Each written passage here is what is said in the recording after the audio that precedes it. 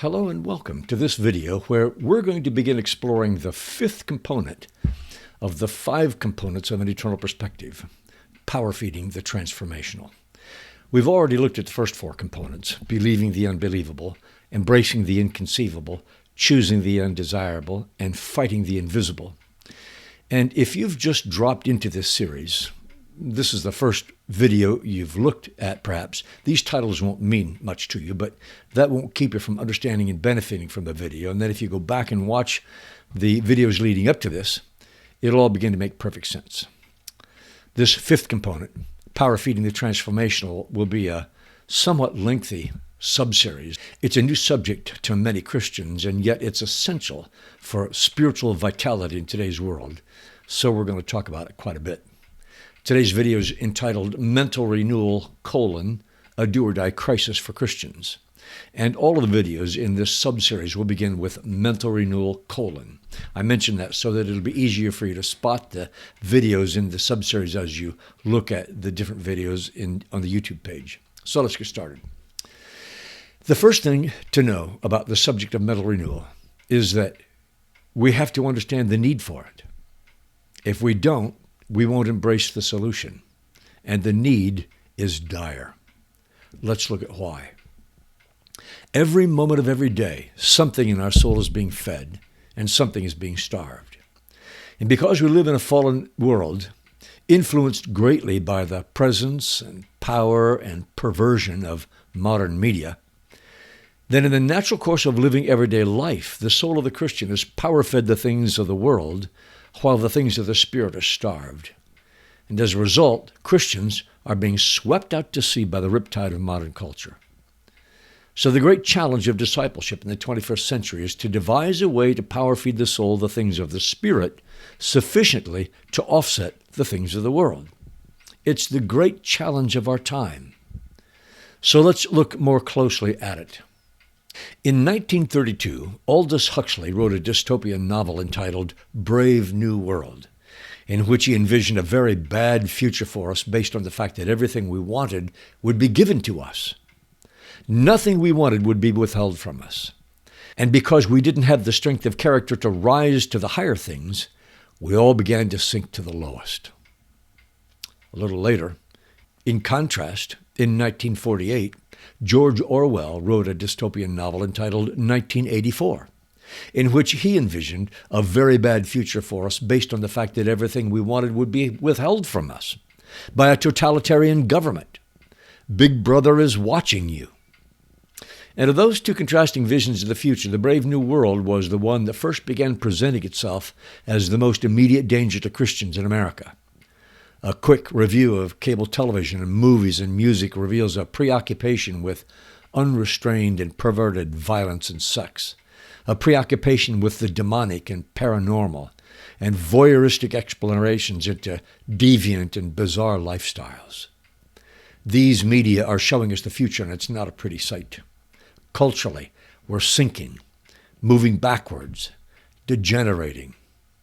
But 1984 is beginning to sneak up on us and is catching up with the danger of Brave New World. Cancel culture, along with governmental overreach, have begun canceling products and services and people who don't toe the line to the woke cultural values. So the vision of 1984 is rapidly catching up with the vision of Brave New World. And in a surprise to many, both visions are becoming true. We spent some decades trying to decide which one would come true, and now we see it's got to be both. And because everything that affects culture also affects the Christians living in that culture, this deterioration is having its poisonous effect on the church in America. This crisis is reflected in statistics. We're all well aware that belief in and commitment to biblical values has collapsed in the United States in the last 50 years. And that we're in a spiritual, moral, and cultural freefall. And as a result, perhaps the greatest challenge facing the church in America today is the shallowization of the church. We're a mile wide and an inch deep. For the last number of decades, statistics produced by Lifeway, the Barna Group, Gallup, and other polling agencies reveal that the attitudes, values, and behavior of Christians are dishearteningly similar to non-Christians. Christians are supposed to be different from the world, but as a category, we often are not. And at best, there may be a lag time between us and the world.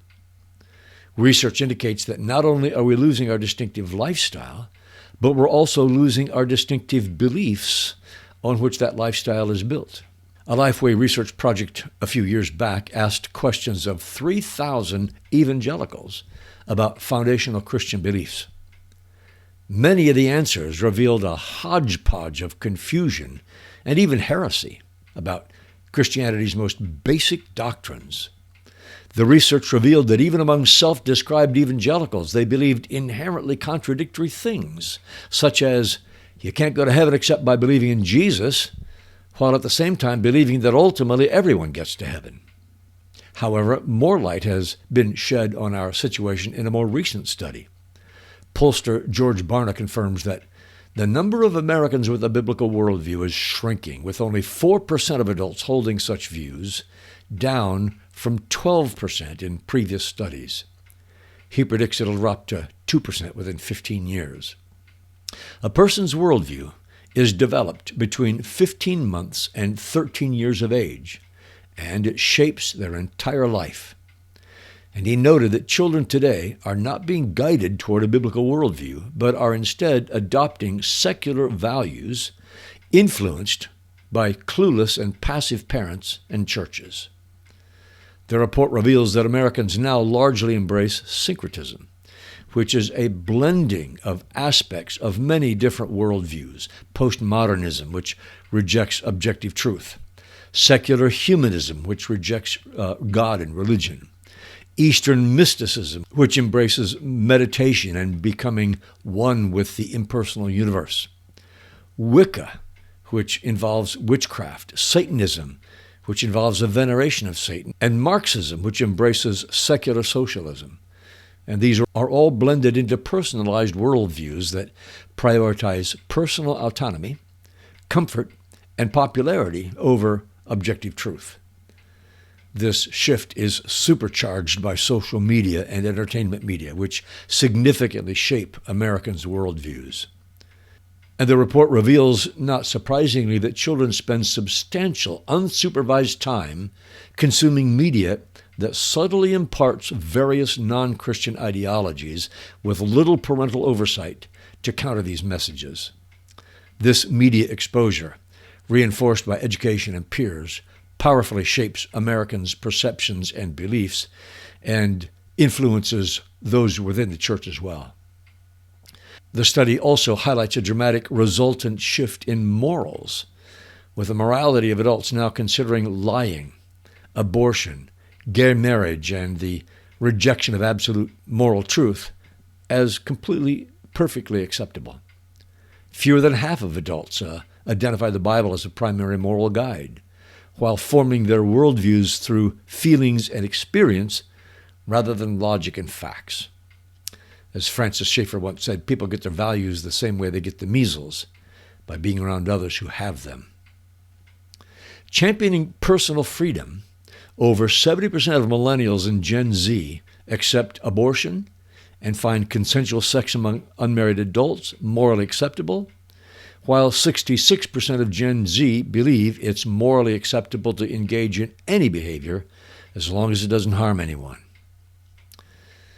Now, these statistics generally refer to Americans as a whole, but the results for the church are not encouraging. Barna writes that the decline in the biblical world value didn't happen overnight, but is the result of decades of diminishing Christian influence and inadequate discipleship by clueless and passive parents and churches. Christian author Dallas Willard has written that Christians are shallow, not in spite of what the church is doing, but precisely because of what the church is doing. He applied the well-known business maxim to the church. He said, the system you have in place is perfectly designed to produce the results you're getting. If we want different results, he contends, we have to have a different system. And he's speaking of the church.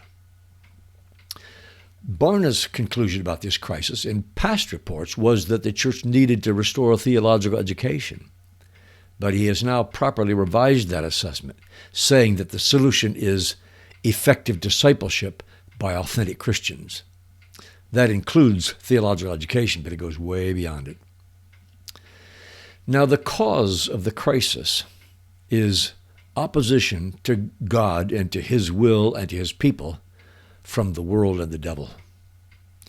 Now, the Bible makes it clear that the world is in opposition to God. Culture is the combined beliefs, attitudes, values, and customs of a society, and it's a synonym for the world. In 1 John 2, verses 15 through 17, we read, "Do not love the world, nor the things in the world. If anyone loves the world, the love of the Father is not in him. For all that is in the world, the lust of the flesh, and the lust of the eyes, and the boastful pride of life, is not from the Father, but is from the world. And the world is passing away, and also its lusts. But the one who does the will of God abides forever." And then we see in 1 John 5:19, "We know that we are of God, and that the whole world lies in the power of the evil one." And then finally, we read in James 4:4, "Do you not know that friendship with the world is hostility with God? Therefore, whoever wishes to be a friend of the world makes himself an enemy of God." So these passages speak powerfully to the antagonistic relationship that the world, expressed in modern culture, has with God and the things of God. And then as we look closely at the world and the culture of the world, we see that in our day, electronic media presents a unique and historic challenge. While becoming spiritually mature has never been quick or easy, it's made even more difficult in our age by the culture we live in. Our culture, which for hundreds of years was dominated by biblical values, has in the last 50 years been severely compromised by secular value, and the magnitude and the speed of the compromise has been fueled by the pervasiveness and toxic quality of much of electronic communication, especially in the most recent years. When I was a child growing up, if you conformed to modern culture, which we all tend to do, you didn't violate any of the 10 Commandments. Today, if you conform to modern culture, you violate most of the 10 Commandments. In fact, if you take Jesus' teaching that to lust is to commit adultery in your heart and to hate is to commit murder, then if we conform to modern culture today, we violate all 10 of the 10 Commandments. And living and growing up in this hostile culture has affected all of us as believers. We are all affected by modern culture, and the worse it gets, the more it militates against an authentic Christian life. It's difficult to fall into a vat of ink without turning blue. So while culture is more than electronic media is the primary purveyor of cultural values, and electronic media have become pervasive, powerful, and perverted. Let's look at each of those. Electronic media are pervasive. From music in elevators to monitors and gas pumps to ubiquitous smartphones, tablets, computers, smart watches, to televisions everywhere and restaurants and televisions in our home that often go in first thing in the morning and stay on until the last thing at night, our minds are awash in input from electronic media. And because we become what we behold, we're dramatically impacted by the pervasive presence of electronic media. Electronic media are powerful. Have you ever tried to read a book and watch television at the same time? If you have, you know that the TV won. And electronic media is gravely perverted. Peggy Noonan, a former speechwriter for President Reagan, and who's now a best-selling author and news analyst and commentator, writes in her book, Life, Liberty, and the Pursuit of Happiness, she says, "We're the inheritors of a coarsened society. My generation," and she's a baby boomer, "my generation cooperated happily in the coarsening of society in the 60s and 70s, and now we're stuck with it. The coarsened nation is what we're left with to bring up our children. A coarse place is by definition anti-child because it's anti-innocence. Parents today go to great lengths to protect their children from the environment that they helped create. There aren't enough good parents to go around. This wouldn't carry such heavy implications if there were a healthy culture to pick up some of the slack. But there isn't. There's only the coarse culture to make things worse. The old culture may have been a little naive, but when I was a kid watching television, she writes, there were game shows, cartoons, some boring nature show, an old movie, Spanish lessons on educational TV, and a soap opera. That's better than today, when the ghetto boys on Channel 25 rap about killing women and violating their dead bodies. She goes on to write, really, you have to be morally bankrupt not to know that this stuff is harmful, that it damages the young, the unsteady, the unfinished. You have to not care about anyone to sing these words and put this song on TV for money. You have to be a pig. Hollywood knows it encourages and discourages points of view, habits, and social tendencies, and deep in their guilty little hearts, filmmakers know that they encourage violence in men and boys and sexual acting out in everyone else. It's what they do for a living. And after shocking and violating everyone on one level so that they get used to it, Hollywood has to come up with even more outrageous violence and sex to get some attention and to grab and get an audience. Imagine what that does to the soul. So, this is the world in which we now live. It's been deeply corrupted from what it once was, and the corruption is largely initiated in the entertainment industry and helped along by the world of public education and liberal politics. And this coarsened culture has its automatic effect on Christians, whether we want it to or not. As a result of the presence, power, and perversion of electronic media, and the influence it has on modern culture, it may be generally more difficult to live the Christian life in the 21st century than at any other time in history. This creates two serious problems. First, it gives the mind no downtime, no solitude, no time for reflecting, planning, evaluating, thinking. The result is, it's very difficult to conceive of higher things, to rise above where we are at the moment. We get trapped in the present with little hope for the future because we give no thought to it. Second, the input that we receive is often godless. And by godless, we mean two things. On the one hand, it may be an affront to the moral standards of God. It may include violence, hatred, greed, sexual immorality. On the other hand, even if the input is not an obvious affront to God, media typically represents life and values that don't include God or don't accurately reflect Him. So even if a given program on television is not morally reprehensible, it still tends to teach us to think and live without God, because an accurate and authentic relationship with God is virtually never modeled. All we ever learn by example is how to live without Him. As a result of the presence, power, and perversion of electronic media and the influence it has on modern culture, it may be generally more difficult to live the Christian life in the 21st century than at any other time in history. Now, this is not to suggest that all electronic media are bad. Electronic media are merely tools, conduits, and they can carry good things as well as bad things. Much of what is done through electronic media is very good.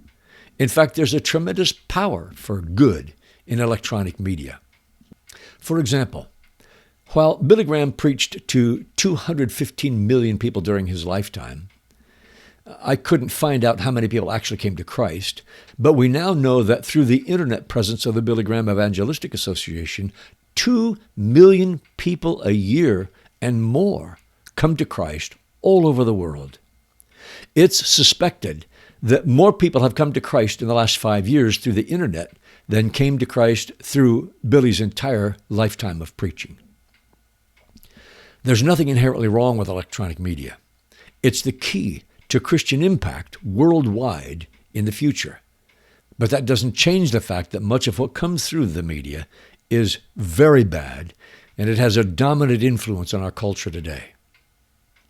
So, in summary, we made the point earlier that electronic media is more powerful than written media, and because electronic media keeps us from thinking about the higher things of life, and because much of the input is godless, the typical mind in Western culture is held captive by electronic media and, as a result, is held captive to secular values and thinking. And unfortunately, this is true of the Christian mind as well as the non-Christian mind, and probably represents the reason why there's little statistical difference between Christians and non-Christians in the polls. In a dramatic instance of the impact of electronic media, I was presenting a workshop at a discipleship conference in England a number of years ago. Delegates were there from all over the world, and in one of my workshops, there was a delegation from Central Africa. And after the session was over, we sat around in the room talking about discipleship issues. This delegation said that their mission was to try to reach the rural villages in Central Africa with the gospel before the village got electricity. Before the village got electricity, their interest in spiritual things was very high. But after a village got electricity, their interest in spiritual things dried up almost overnight because electricity brought not only light bulbs and refrigeration, but also television, movies, music, and the internet. And these things captured the minds of the villagers and made them almost impervious to the gospel. So like trying to save coastline people from a coming tsunami, this delegation was trying to save rural Central Africans from the coming cultural tsunami of electrification. That's the power of electronic media. Now, we said that the first cause of the crisis was the world, and now the second cause of the crisis we'll look at is the devil. The crisis can't be fully understood except through the lens of spiritual warfare. Scripture makes it clear in Ephesians 6 that our struggle is not against flesh and blood, but against the rulers, against the powers, against the world forces of this darkness, against the spiritual forces of wickedness in heavenly places. And, as we saw earlier in 1 John 5:19, the whole world lies in the power of the evil one. And in 1 Peter 5:8 we read, "Be sober, be vigilant. Your adversary the devil prowls around like a roaring lion, seeking someone to devour." So these passages help us understand that we are under constant assault from spiritual forces to deceive and defeat us in our pursuit of the will of God. And the enemy uses culture against us in active, premeditated, and strategic ways, and he has from the beginning. One helpful observation that allows us to understand the big picture of what's going on in the world now is that non-Jewish and non-Christian cultures have consistently worshipped pagan gods, and they seem to be the same gods with different names throughout history. In the Old Testament, for example, there was a dark and unholy trinity. These are certainly not the only three gods, but three main gods were Baal, who is the alternate to the true God, and Ashtaroth, who was the goddess of sexual immorality and perversion, and Moloch, which was the god of violence and destruction. And those three things tend to dominate cultures that are not dominated by the truth of God. That there's a substitute, an alternate to the true God, that sexual immorality and perversion is rampant, and violence and destruction are rampant. And then as Mesopotamian culture phased out and the Greek culture phased in, the names of the gods changed, but the gods themselves didn't. Zeus replaced Baal, Aphrodite replaced Ashtaroth, and Ares replaced Moloch, but the results were all the same. There was a substitute for the main god. There was rising in pervasive sexual immorality and perversion, and pervasive violence and destruction. And then as Roman culture replaced Greek culture, the Greek gods were replaced by Roman gods. Jupiter replaced Zeus. Venus replaced Aphrodite. Mars replaced Ares. But the results were still the same. A substitute for the main god, sexual immorality and perversion, and violence and destruction. Those things all continued unchanged.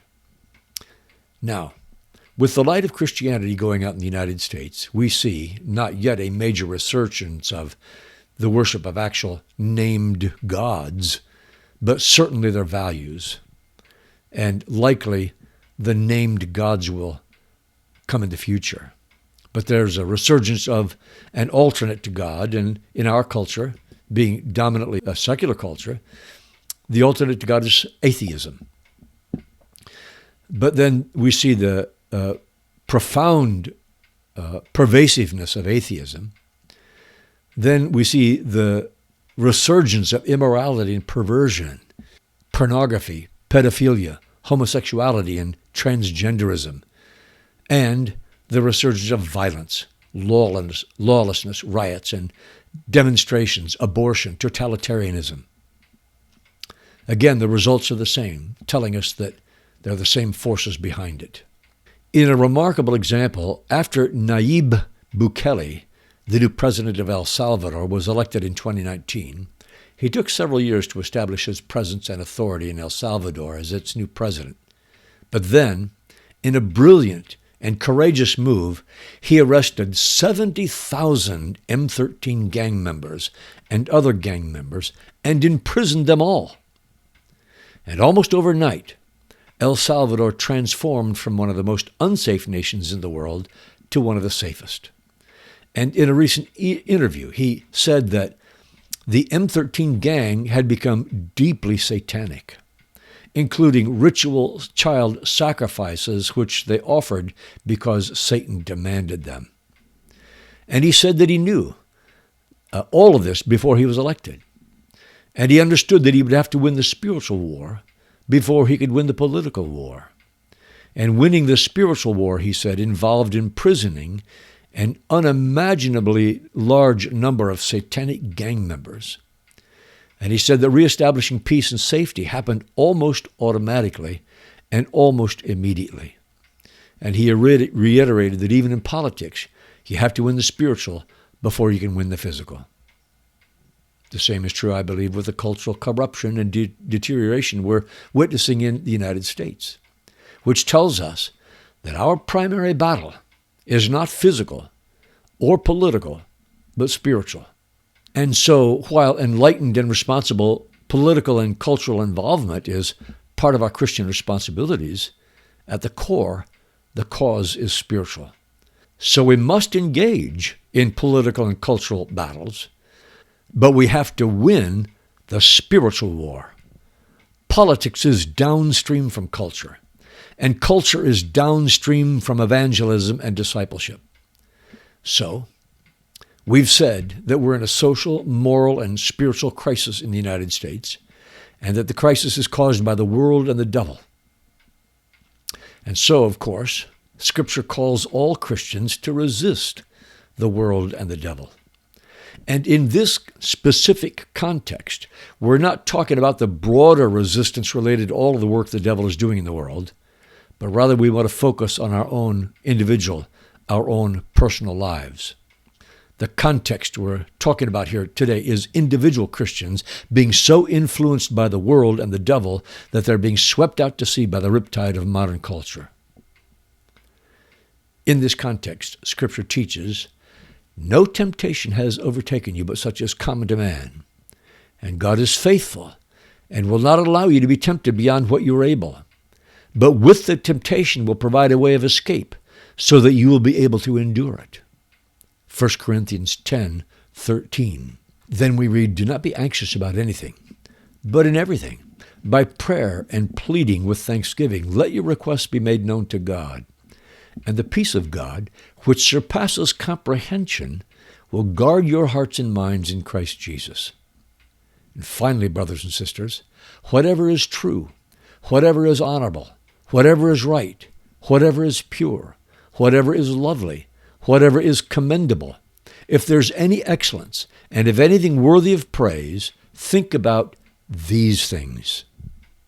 Philippians 4:6-8. And then in 2 Corinthians 10:5 we read, we are destroying arguments and all arrogance raised against the knowledge of God, and we're taking every thought captive to the obedience of Christ. And then we read in Luke 6:45, a good person produces good things from the treasury of a good heart, and an evil person produces evil things from the treasury of an evil heart. What you say flows from what is in your heart. And finally, in Romans 12:2, we read, "Do not be conformed to this world, but be transformed by the renewing of your mind, so that you may prove what the will of God is, that which is good and acceptable and perfect." Sincerity is not enough, though we must be sincere. And dedication and hard work are not enough, though we must be dedicated and work hard. But beyond sincerity and hard work, the input to our souls through mental renewal must be sufficient to offset the influence of modern culture if we're not going to be swept out to sea by the riptide of modern culture.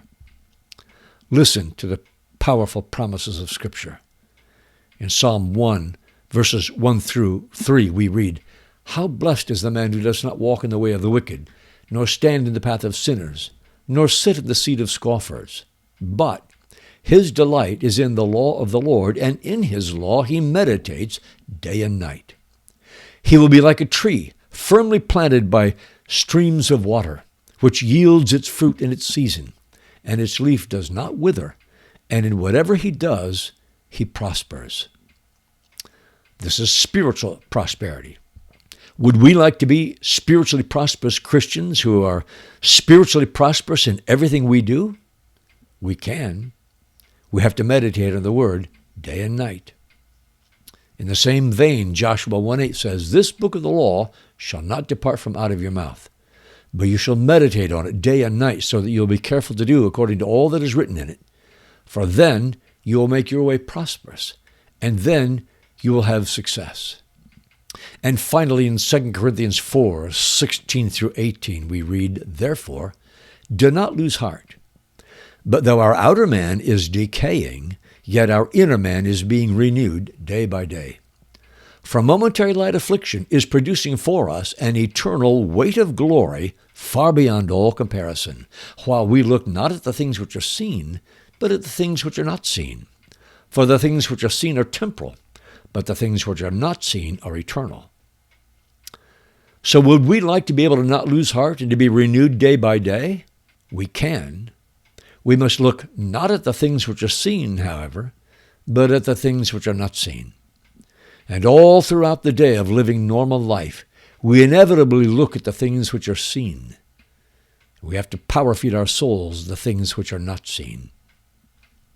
So let's end by unpacking Romans 12:2. We read it earlier, but it says, "Do not be conformed to this world, but be transformed by the renewing of your mind, that you may prove what the will of God is, that which is good and acceptable and perfect." As we work this passage backward, we see that we can be living demonstrations of the fact that God's will is good and acceptable and perfect, but only as we are transformed, and we will only be transformed as our mind is renewed. Now let's begin to draw this to a close. That's why we started out by saying that mental renewal is a do-or-die issue in the Christian life.